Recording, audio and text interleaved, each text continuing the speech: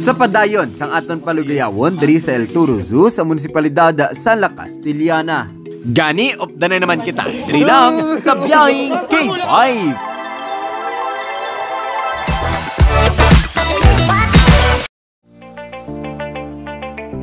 Subong mga ka-K5, i-continue naman natin ang aton sining paglagaw diri sa El Toro Zoo.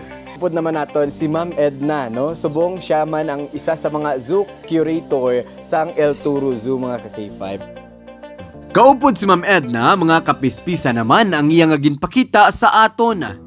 Small parrot Mayari kita gofin ko kato. Then Jinday konyor, kag San konyor. Mayari kita di blue crown pigeon. Blue crown pigeon, this is the biggest pigeon in the world. Namuning blue crown pigeon. Then may pied imperial. Ang pied imperial ato ni sa Philippines. Ang blue crown comes from Papua New Guinea. Ay tariktek. Then Palawan. Sa piyak naman yung area, we have Rufous hornbill. May katawag sa aton nga mga hornbill. Diri sa ato sa Philippines, amo ning sikat ang mga hornbill, pero sa South America naman yung mga tukan. Then diri naman kita sa mga eagle family, we have the changeable hawk. Family sang Eagle family. Mga pila ng edad ni Ma'am? Ini siguro mga 15 to 18 years old. Palang subong. Then we have sea eagle. Ari pa gid sea eagle. Ang Brahminicay, tamo ni bla nagalupad, di bla sa aton sa palibot, di bla nagakwa sa mga pisoong, nga dapay, amo na yung tawag nga dapay. Sa mga punong, amo na siya, Ma'am? Amo man eh.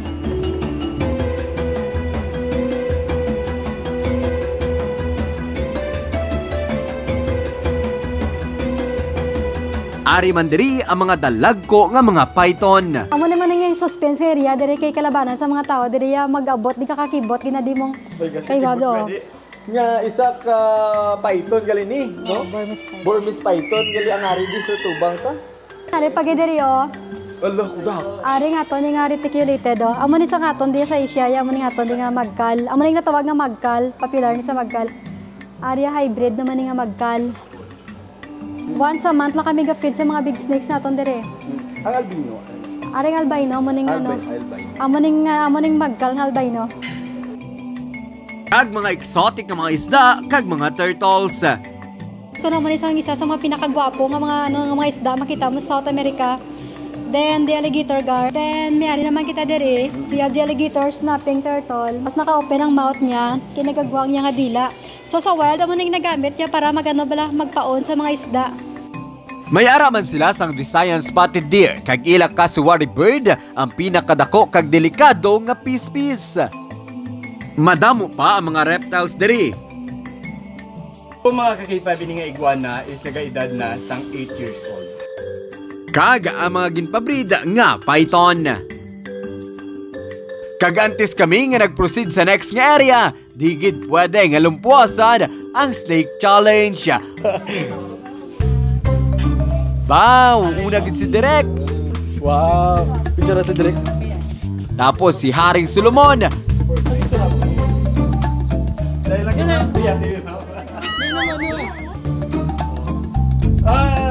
Kag ako nga nagaduwa-duwa pa. Sir, amano na ako na.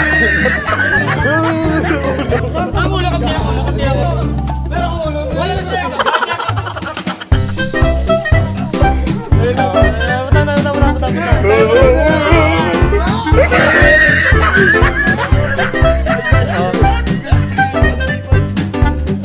May big niya ba?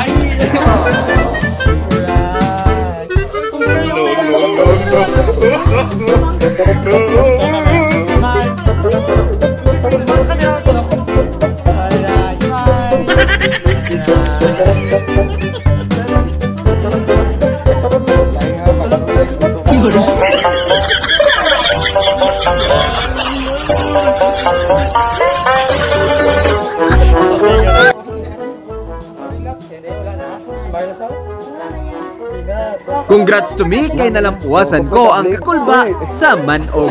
Hindi na okay na Okay na niya. Next, kadto naman kita sa mga tortoise. Diri damo naman ang ilang napabuto nga mga tortoise. ang ginakapta naton mga ka-K5, amo naman ni ang ginatawag nga red-footed tortoise from South America mga ka-K5. May ari man kita diri, no, nga ginatawag nila nga Aldabra. Ini ang ikadua sa pinakadako, no, sa bilog nga mga species ng bao or tortoise mga ka-K5. Kag ini naman mga ka-K5 ang isa sa mga madagko nga tortoise, no. Kag ini ang nagapangalan nga sulcata mga ka-K5 nga makita sa Africa.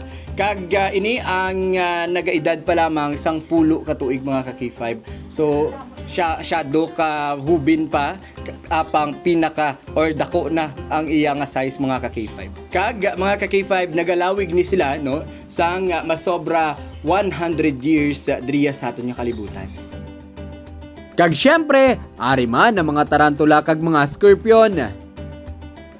Diri sa zoo ginapanugutan gid ang paghikap sa mga pila ka mga sapat. Ginapahikap tani sila para ma-encourage sa kabataan bilang kung paano bala palang gaon ang nature like sinyo. Kay kalabanan sa mga tao sa mga makakita sa mga sapat dakpon iyawon ang purpose mong so diri bla daw gatubo bla nila pagpalangga sa sapat. Yes.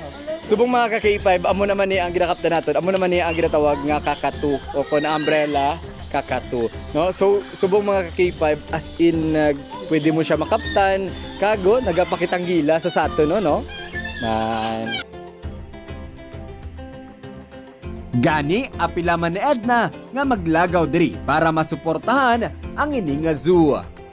Ang paminsaron tapos sulod naton sa El Toro Zoo, ang paminsaron nga nagbulig kita support sa maintenance sang El Toro Zoo. Kay kadako sa mga asang ginagamit naton diri pakaon sa mga kasapatan naton.